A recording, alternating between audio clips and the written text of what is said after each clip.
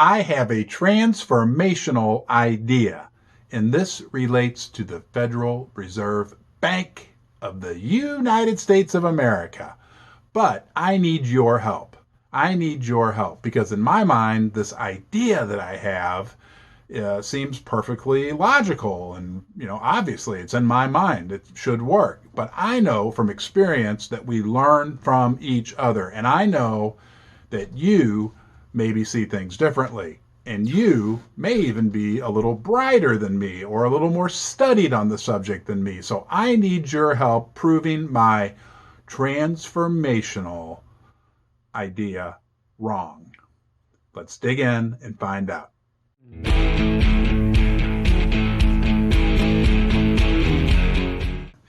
So most of us know the Federal Reserve Bank of the United States of America is a privately owned entity.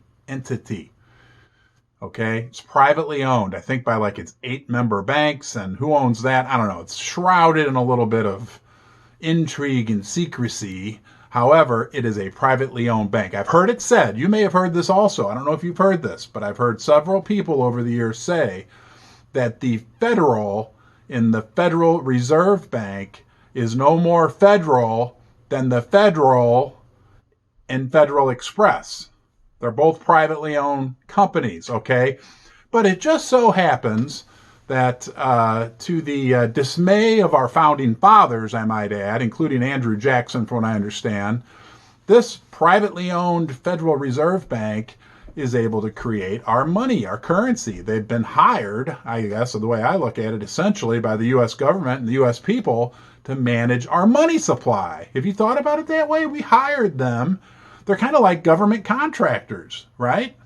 And their job is to manage the money supply.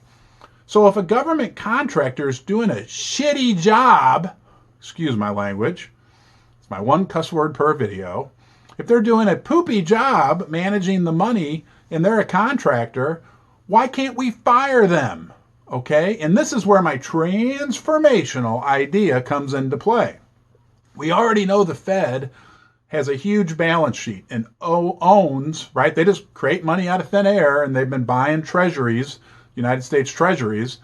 And we know our government has, $30 trillion in debt? Why don't we just load up the Fed, make the Federal Reserve buy a bunch more of the debt? I don't know. They have a bunch of mortgage-backed securities and treasuries on their balance sheet, from what I understand. Load them up with as much as we can of treasury debt, and then fire their ass. Say, we ain't paying you, you're done. We could eliminate half the national debt that way. Now, that seems to make sense inside my basement, inside my brain, right? But maybe it doesn't make sense. Maybe there's a reason why that would not work. That's where I come to you, my friends, my fellow Ron's Basement aficionados. I want your ideas or your reasons why that wouldn't work. Or maybe you think it would work. We don't need to end the Fed. Maybe we need to fire the Fed. Now, I'm in St. Louis. I'm going to put out an open invitation to my local Fed governor, Mr. James Bullard, the resident hawk on the Federal Reserve. If you'd like to invite me downtown and explain to me why this wouldn't work, I'd be happy to come meet with you, James. All right, everybody. I appreciate you being here. I appreciate all my subscribers. If you could share this video, that would be great. And if you'd like to be invited back to Ron's Basement, you, the one and only you, can subscribe right here. Have a great day, and I will see you soon.